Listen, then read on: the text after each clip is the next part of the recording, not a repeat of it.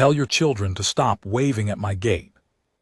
The man who said it to me wore a charcoal suit with a silver pin on the lapel, and he said it the way another man might tell a waiter to clear a plate.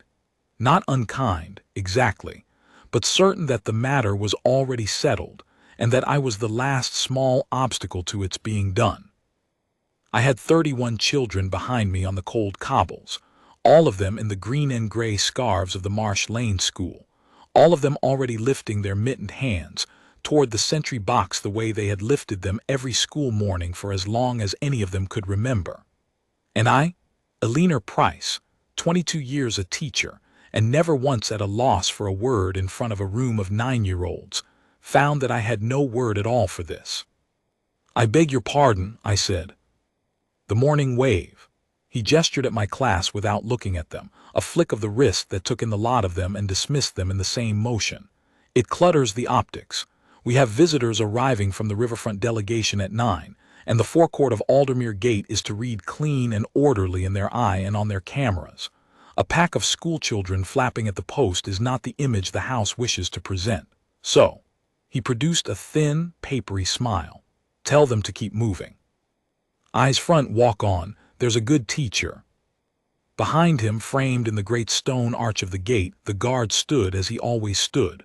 Red tunic, tall black bearskin, white gloves on the rifle. Eyes level, fixed on the middle distance over all our heads, as motionless as the carved stone he stood against. I did not know his name then.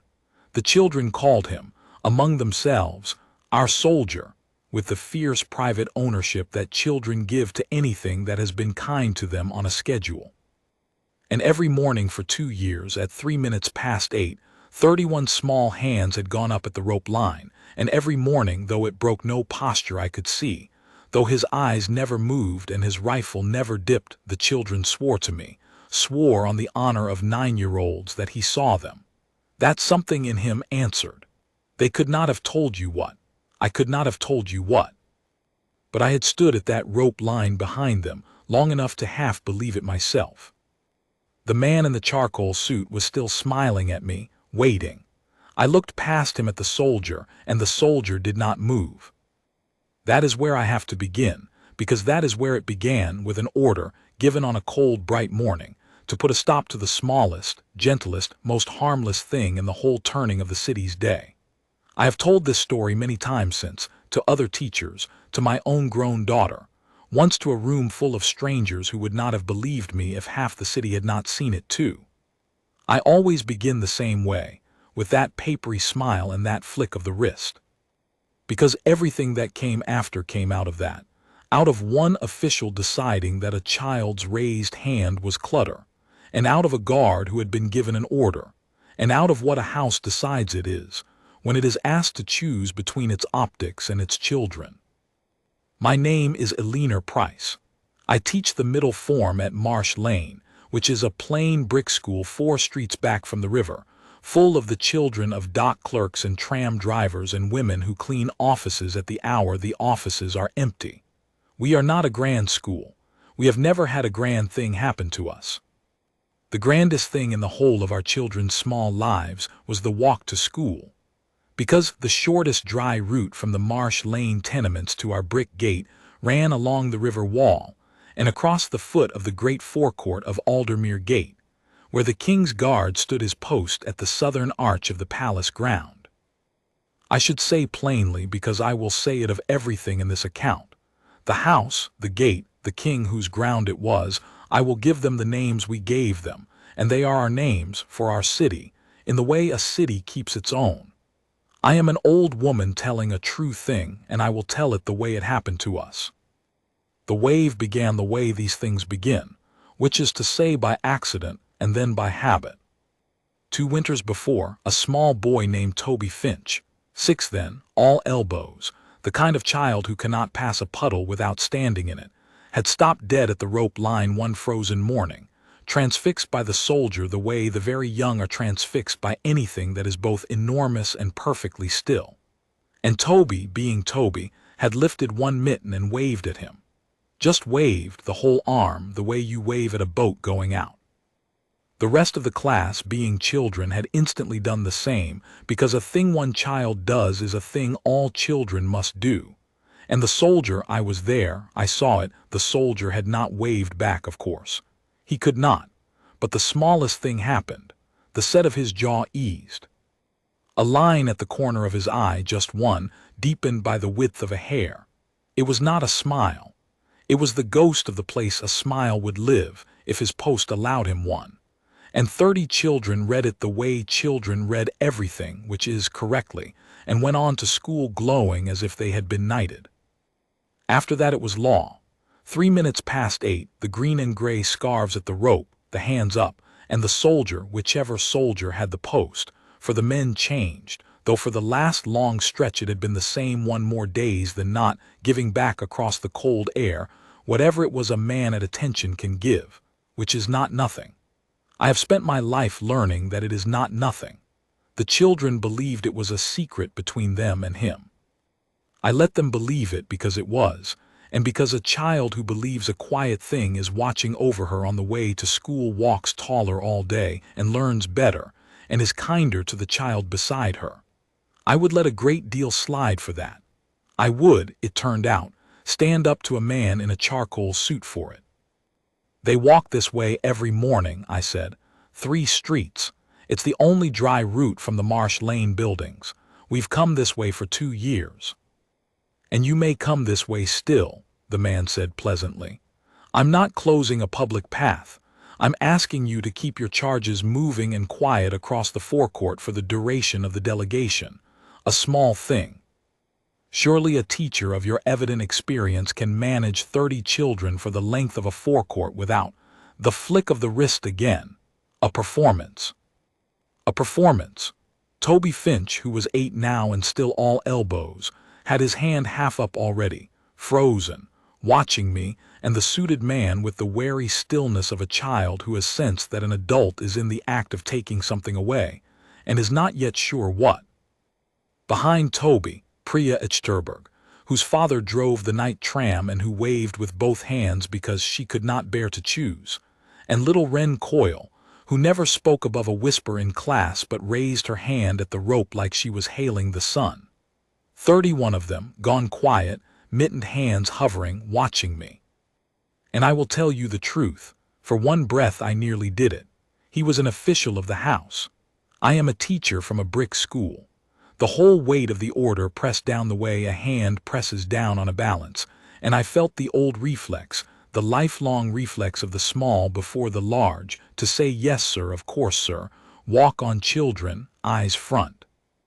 And then I looked at the soldier again.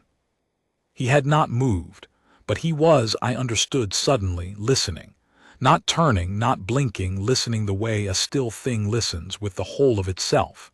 He had heard every word the man in the charcoal suit had said, and I thought, he is going to have to be part of this, whether he wants to or not. They are going to make him part of taking the wave away. And something in the line of him, the absolute, courteous, unbreakable stillness of him, told me, before I had any reason to know it, that he was not going to do it. That whatever this man with the silver pin thought he could order across the cold cobbles, the soldier was going to stand there and decline to take part in the only way a soldier on his post can decline, which is by being exactly what he is, and not 1 inch more or less. "What's your name?" I asked the man. The smile thinned. "Cresswell, I'm with the Office of Presentation. I oversee how the forecourt reads to the public and the press. Now." "Mr. Cresswell," I said, and I heard my own classroom voice come into it, the one I use on the morning a child arrives certain the world is unfair and I am about to agree with him. "These children have waved at this gate every school day for 2 years. It harms no one. It delays no one. It is the single brightest thing in some of their mornings, and I will not be the one who tells them it's clutter. If you want it stopped, you'll have to tell them yourself." I should not have said the last part. I knew it the moment it was out. Because Cresswell's face did a small, terrible thing, it cleared, the way a sky clears when the wind changes, and I saw him decide that the easy way had failed and that he would now simply use the hard way, which was the way available to a man of the house standing in front of a teacher from Marsh Lane. "Very well," he said. He turned not to the children, to the guard. "You," he said, in the carrying voice of a man addressing a fixture. "Sentry, when these children raise their hands at this rope, you are to give no response. None. No softening, no whatever it is you do. The office of presentation wishes the forecourt to read as a place of order and dignity, not a petting zoo. You will stand your post and acknowledge no one outside the protocol of the changing. That's an instruction. Do you understand me?" The soldier's eyes did not leave the middle distance. He did not answer because a sentry at his post does not answer a man who is not in his chain of command, and Cresswell, for all his silver pin, was not. But I, standing close, saw the thing happen that I have carried with me ever since. The soldier's gaze, fixed and forward, came down by the smallest degree, not to Cresswell, past him, to the children. To 31 upturned faces, hands frozen halfway to the air, waiting to be told whether the one steady kindness in their mourning was about to be taken from them by a man in a gray suit. And the soldier, who had been ordered to give them nothing, raised his white-gloved right hand from the rifle and waved. It was not a flourish. It was the plainest thing in the world. The hand lifted off the polished wood, turned, the slow grave wave a man gives a ship putting out, exactly the wave Toby Finch had given him 2 winters before.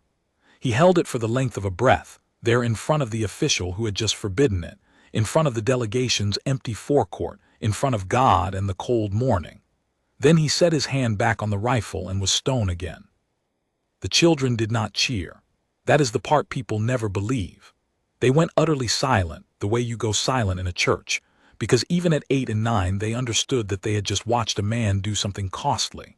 And then, one by one, slowly, 31 mittened hands went up and waved back, and the only sound on the whole forecourt was the wind off the river and the small wet sniff of Wren Coyle, who was crying without making a sound, the way the very brave cry. Cresswell stood with his back to all of it. He had not seen the wave. He saw only my face, and whatever was on my face told him everything, because his own went white and then a mottled red, and he spun on his heel toward the gate, and I knew with the certainty of 22 years reading the faces of people about to do something they will regret that Mr. Cresswell of the Office of Presentation was not going to let this go. He was going to make it about the soldier now. He was going to go inside that gate and report that a sentry had disobeyed an instruction in front of the public, and he was going to use every ounce of the silver pin on his lapel to see the man punished for it, moved, disciplined, made an example. Because the order had been refused, and men like Cresswell cannot abide a refused order. It is the one thing their whole world is built to prevent. "Children," I said, in the steadiest voice I owned, "say good morning to the soldier, and then we walk on, because we mustn't make trouble for him." And 31 children said, in the ragged chorus of children, "Good morning, soldier," and we walked on, and not one of them looked away from him until the arch hid him from sight. And I walked at the back, as a teacher does, herding the stragglers, and I looked back once myself, and the soldier stood at his post in the cold, bright morning exactly as he had stood every morning of those 2 years, having just risked whatever a man in his place has to risk, for the sake of 31 raised hands. And I thought, I do not know your name, but I am not going to let them take it from you for that. I did not yet know how a teacher from a brick school proposed to stop the office of presentation. I only knew that I was going to try. The next morning there was a rope where the rope had not been. It was a second rope, strung 2 feet inside the first, on new brass posts that had plainly been set in the dark before the city woke, and it had the effect, the intended effect, I saw at once, of pushing the public line back from the sentry's arch by the width of a man's body, so that the children, when they reached the place where they had stood for 2 years, now stood farther off, behind a second barrier, with a strip of empty cobble between them and the soldier like a moat. A new sign hung from the brass, "Forecourt kept clear for the duration of state visits. Kindly keep moving." and standing beside it in his charcoal suit with his silver pin was Cresswell, with 2 attendants in house livery and a clipboard, looking like a man who has found a clean and bloodless way to win. "Good morning," he said to me almost warmly. "You'll see we've reorganized the access. Quite within the rules, the forecourt may be kept clear for state occasions. It's an old provision. I merely had it dusted off and applied. Your children are perfectly welcome to walk the new line. They simply can't reach the post anymore." The papery smile. "No one is forbidding anything, Miss Price. The wave has simply become impractical. A pity. But there it is." He had thought it through, you see. He had understood that he could not be seen to forbid a child to wave, that even a man of the office of presentation could not survive the optics of that, and so he had not forbidden it. He had simply moved the wall. He had put a strip of cold, empty stone between the children and the only man who had ever stood between them and the bigness of the world, and he had done it under an old dusty rule about state occasions, and he had made it look like tidiness. It was, I will grant him, clever. It was the cleverness of a certain kind of small, powerful man, who learns early that you need never be cruel where you can be procedural. And the children, who do not understand procedure but understand exactly when something has been taken from them, stood at the new rope 2 feet too far away and waved across the empty moat at the soldier, and the soldier stood his post, and for the first morning in 2 years it did not quite reach. The distance ate it. Wren Coyle, who waved like she was hailing the sun, looked at me with the bewildered grief of a child who has done everything right and been answered with cold stone, and asked me in her whisper, "Did he see?" I did not know. From where I stood, I could not tell whether the soldier's eye had come down its single degree, whether the line at the corner of it had deepened, across all that new empty distance and the doubled rope. And I understood, looking at Wren's face, that this was the true cruelty of Cresswell's clever solution. He had not stopped the wave. He had only arranged it so that the children could never again be sure it was answered. He had taken away not the gesture but the secret, the quiet certainty that the still red man saw them, and replaced it with doubt. And doubt, for a child, is worse than a no. A no you can grieve and be done. Doubt you carry to school in your chest all day. That was the morning I stopped being a teacher who would try to fix this quietly and became a teacher who was angry. I have been a teacher a long time, and I know the difference, and I know which one gets things done. I went home that night and I did 3 things. I wrote a letter to the Marsh Lane parents, plainly, telling them what had happened, the order, the second rope, the moat of cold stone, and asking them to come to the gate the following morning, not to make trouble, but to stand. I telephoned the 2 other teachers who walked their classes the river route, the infants from Cooper Street and the older ones from the Cathedral School, and told them the same. And then, because anger had made me bolder than sense, I wrote a second letter, and I addressed it not to the office of presentation but over its head, to the office of the Lord Steward of the house, who is the man in our city who answers for what the house is, the way a headmaster answers for what a school is. I did not expect it to be read. I told myself I was only making a record, but I have learned since that you must always knock on the highest door you can reach, because you never know which doors are listening behind the ones in front. I will tell you what I did not know that night, because I learned it later and it changes the shape of everything. I did not know that the soldier had a name, and that it was Sergeant Halloran Vey, and that he had stood the southern arch of Aldermere Gate for 11 years, longer than any man then serving, and that he was held, among the other guardsmen, in the particular quiet regard that soldiers keep for a man who has never once given them cause to cover for him. I did not know that the morning he waved at the children in front of Cresswell, he had gone off his watch and reported it himself, walked into the guardroom and told his sergeant of the watch, before Cresswell's complaint had even climbed the stairs, exactly what he had done and exactly why, and had said, when asked whether he understood it might cost him the post he had held 11 years, "Yes, I understood that when I raised my hand." I did not know that this is the kind of thing that travels through a house, not the disobedience, but the manner of it. The man who breaks a small rule for a plain reason and then stands square in front of the breaking, asking no one to hide it for him. Soldiers will go through a wall for a man like that. I did not know, that angry night at my kitchen table, that I was not alone. I thought I was a teacher and 31 children against the office of presentation. I was wrong about the sides. The sides were much larger than I knew, and they had already begun, quietly, in rooms I would never see, to form up. The next morning there were not 31 of us at the gate. There were perhaps 200. The Marsh Lane parents had come, and the Cooper Street infants, and the cathedral school, and word having spread the way word spreads in a river city, over fences, across counters, along the night tram line that Priya's father drove, half the neighborhood had come with them. Dock clerks who should have been at their desks. The woman who ran the chestnut stall who had closed it and walked down.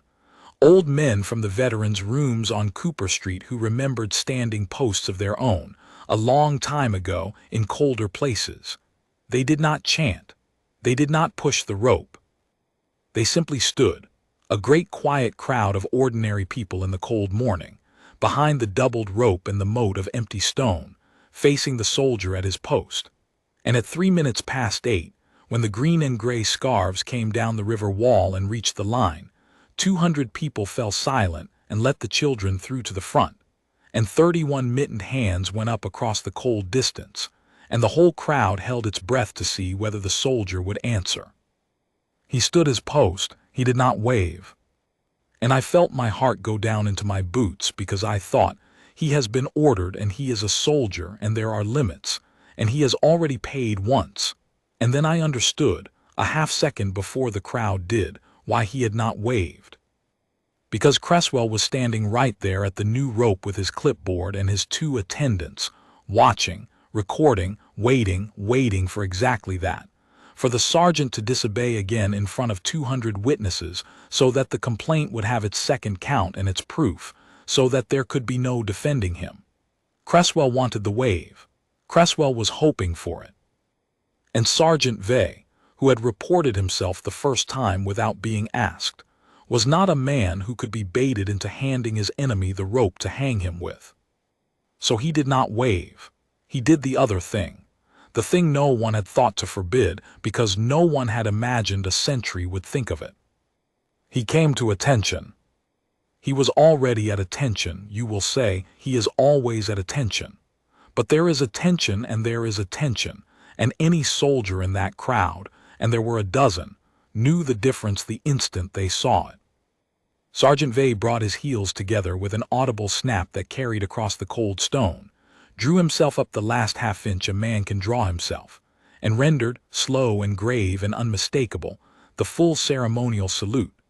The salute a guardsman gives to the king's own colors, to the fallen carried past, to the things a soldier holds most sacred, and he rendered it not to Cresswell, not to the empty forecourt where the delegation would come, but across the doubled rope and the moat of cold stone, to 31 children of the Marsh Lane School. He could not wave, so he saluted them. And there is no rule in any book of any house that forbids a sentry to render honors. Honors are the one thing he is always permitted, the one motion his post not only allows but requires of him, in the presence of what is owed honor. Sergeant Vay had been forbidden to soften, forbidden to acknowledge, forbidden to wave. He had not been forbidden to declare, in the one language his post left him, in front of 200 witnesses and the man who wished to break him, that 31 children walking to a brick school were a thing to which a king's guard renders honor. The crowd made a sound I have never forgotten, not a cheer, a kind of low broken gasp, the sound a great many people make at once when they have all been moved past the place where cheering lives. And the children, who did not understand salutes but understood being honored, stood up so straight in their green and gray scarves that I felt the whole cold morning bend toward them. And Cresswell, at the rope, lowered his clipboard because there was nothing on it to write. A salute is not a refusal. A salute is the most correct thing a soldier can do. He had built a clever procedural trap to catch a wave, and the soldier had stepped clean over it into the one motion the trap could not touch, and Cresswell knew it, and his white face knew it, and for one moment I almost felt for him. A man who had brought a rule book to a place where, it was turning out, the rules ran deeper than his. He recovered. Men like Cresswell always recover. He came along the rope to me, and the warmth was entirely gone now, and he said, low, so the crowd would not hear, "You think you've won something. You've turned a century's discipline into a circus, and you've made it impossible to fix quietly, which means it will now be fixed loudly. The sergeant will be relieved of this post by week's end. There will be a review. He has rendered ceremonial honors to private citizens outside any sanctioned occasion, twice now, in a manner calculated to defy a lawful instruction. I have witnesses, I have a record, and I have the office of presentation behind me. You've made him a martyr, Miss Price, and the trouble with martyrs is that they have to be martyred first." The papery smile, ghastly now. "Enjoy your crowd. It won't stand at this gate next week." And he was right that it would be fixed loudly. He was only wrong about who would be doing the fixing, and to whom. I want to be honest about the days that followed, because honesty is the only thing that makes a true story worth more than a comfortable one. They were frightening days. Cresswell was not a fool, and he was not bluffing. By the second afternoon, there was a notice posted at the guardroom that Sergeant H. Vey was the subject of a conduct review pending the visit of the riverfront delegation, and that, until its conclusion, the southern arch would be stood by rotating relief men, so that the post might present a uniform discipline free of personal display. They took him off the gate. They put strangers there, good soldiers, blameless men, who stood the arch correctly and stared at the middle distance, and did not so much as glance at the doubled rope, because they had been told, and they were not Vey, and they did not know 31 children by the colors of their scarves. The first morning a stranger stood the arch, the children waved across the moat of empty stone at a man who did not know them, and the man did not move, because there was nothing in him that we had taught and he had answered over 2 slow years. And Wren Coyle did not ask me this time whether he had seen. She knew he had not. She put her hand down halfway through the wave and did not finish it. And that small unfinished wave, that surrender in a 6-year-old, was the thing that took the last of my fear and burned it off and left only the cold, hard thing that gets things done. I will not pretend the next part was my doing. A teacher and 200 neighbors can make a crowd. They cannot make a house change its mind. What I did not know, what none of us standing in the cold knew, was that the thing was already moving in the rooms above us, and that it had been moving since the morning Sergeant Vey reported himself, because of the particular shape of the man he was and the particular shape of what he had done. Here is what I learned afterward, pieced together over years from a guardsman who became my friend, and from the steward's own clerk, who told me more than he was supposed to because he was, he said, tired of being on the wrong side of a thing he was proud of. My second letter, the one I had written over Cresswell's head, the one I had told myself was only a record, had reached the office of the Lord Steward of the house. And it had reached it on the same morning that the sergeant of Vey's watch, a hard old soldier named Maddock who had no use for teachers or crowds or sentiment of any kind, had walked up the same stairs to lodge, in the flat, unanswerable language of the service, a formal objection, that a serving sentry of unblemished record was being put through a conduct review for the offense of rendering honors, which is the one act a sentry is never wrong to render. That the instruction he was said to have defied had been given by an officer of the office of presentation who held no command authority over the guard whatsoever, and that if the house let stand the principle that a man of the office of presentation could give lawful orders to a king's guard about who was and was not worthy of his honors, then the house had better understand that it had just made its sentries answerable to the cameras, and that no soldier worth keeping would stand a post on those terms. 2 letters, you see, the teachers and the soldiers, one full of children and the other full of cold regulation, and both of them, without ever having met, saying the same thing from opposite ends of the city, that a house which lets a man with a silver pin decide that a child's raised hand is clutter has forgotten what it is for. The Lord Steward of the house came down to Aldermere Gate himself on the morning of the delegation. I did not know who he was when he came. I saw only an older man in plain dark clothes, no pin, no clipboard, walking out from the gate into the cold with 2 clerks behind him and Cresswell hurrying at his elbow talking fast and low. The crowd had come again, larger now, 304, because word had spread that this was the morning, the delegation morning, the morning Cresswell had said the crowd would not stand at this gate. We had stood anyway. We were standing when the plain, older man came out and Cresswell was at his ear, and I caught only fragments, the optics, my lord. The delegation arrives within the hour. A uniform and orderly forecourt. This teacher has organized. And the older man stopped in the middle of the cold forecourt in front of all of us, and held up one hand not sharply, and Cresswell stopped talking. The older man looked at the doubled rope. He looked at the moat of empty stone. He looked at the new sign, forecourt kept clear for the duration of state visits, and he looked at it for a long time, the way a man looks at a thing that has been done in his name without his knowing, and does not like the look of his own name on it. Then he looked at the crowd. Then he looked at the children, 31 of them pushed to the front by their parents, in their green and gray scarves, their hands not raised. They were too frightened now to raise them, just watching, the way children watch when the adults around them have gone very quiet. Whose order was the second rope? The older man asked. He did not raise his voice. He did not need to. The cold air carried it. Mine, my lord, said Cresswell, under the state occasion's provision, to keep the forecourt clear and orderly for the delegation's arrival, the image of the house. The image of the house, the older man repeated, and there was something in how he said it that made even Cresswell go quiet.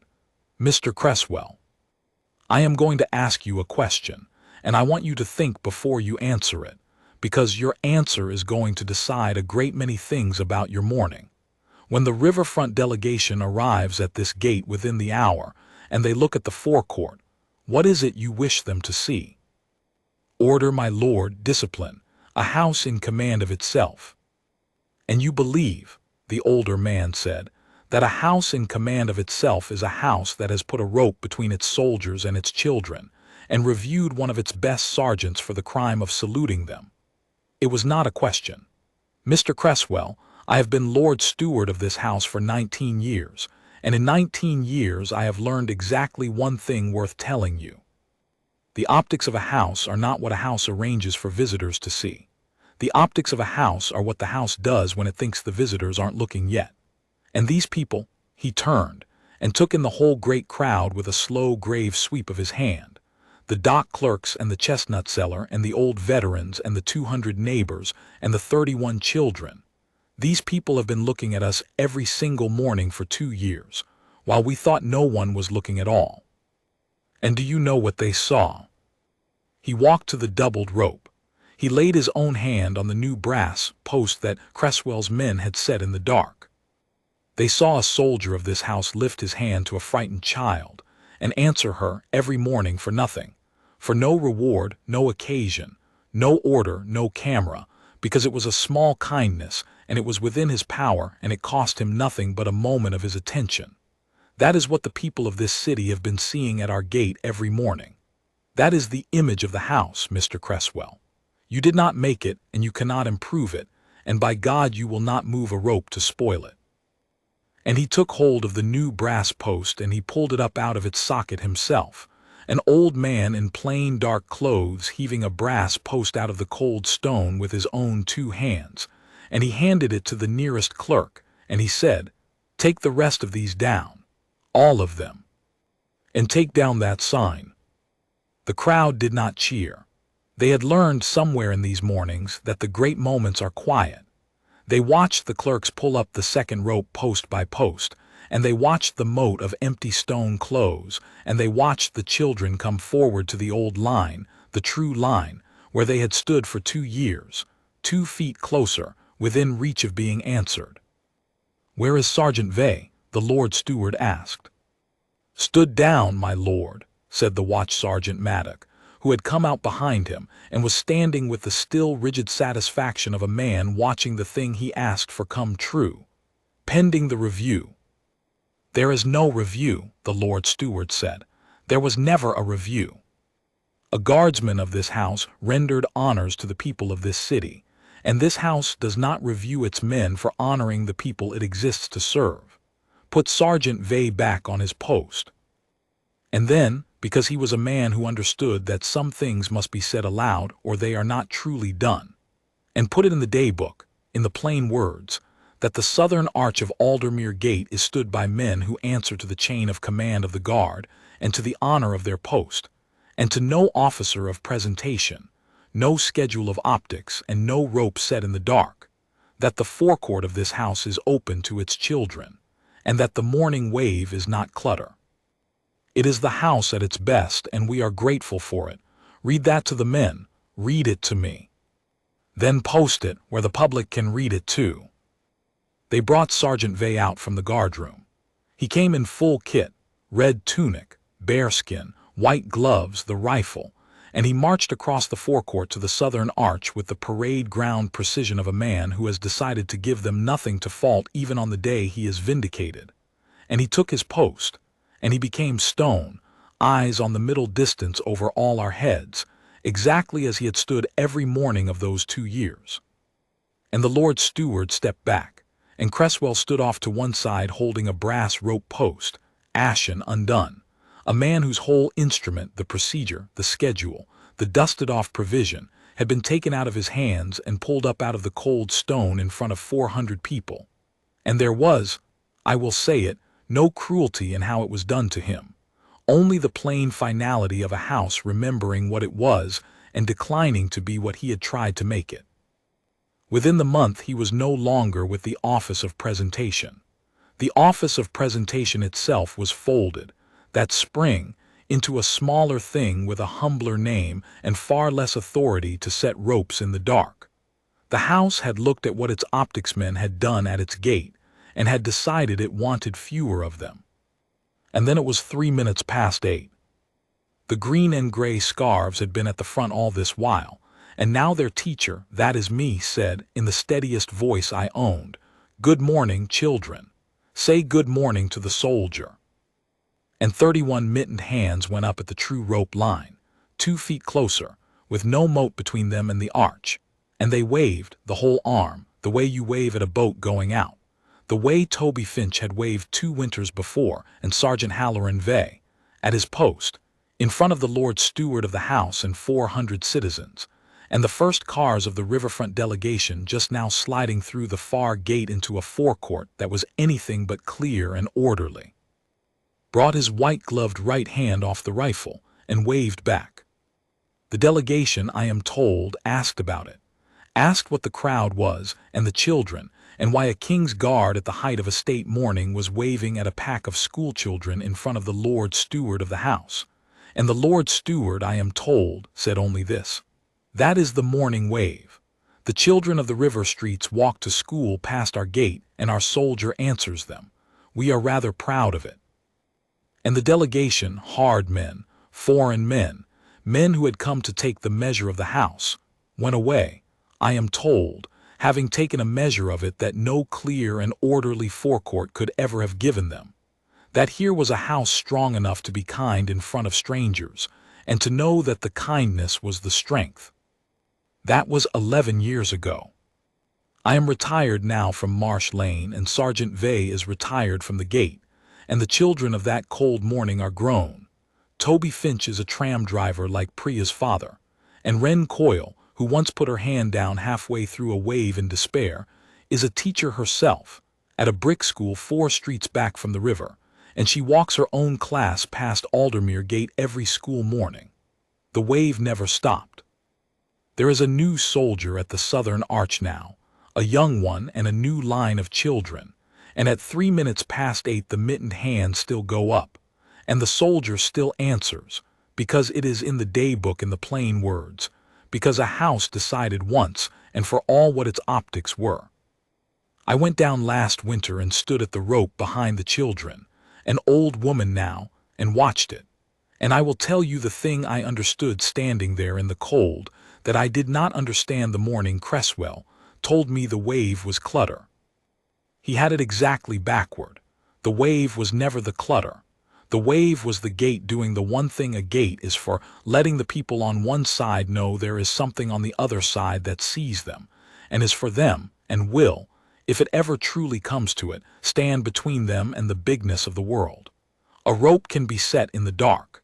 An order can be given by a man with a silver pin. But you cannot, it turns out, order a soldier to stop seeing children, nor order a city to stop loving him for it, nor order a house to be smaller than it is. They tried to make him put his hand down. 400 of us stood in the cold and watched him raise it instead, and watched a house remember itself, and watched a man who could not wave render the highest honor he had to 31 children walking to school. I have taught a great many things in 22 years. I never taught anything truer than what those children learned, without a word from me, standing at that rope, that the strongest thing in the world is the gentlest thing it is willing to defend, and that the morning wave, that small, free, daily kindness no one was ordered to give, was, all along, the realest thing at the gate.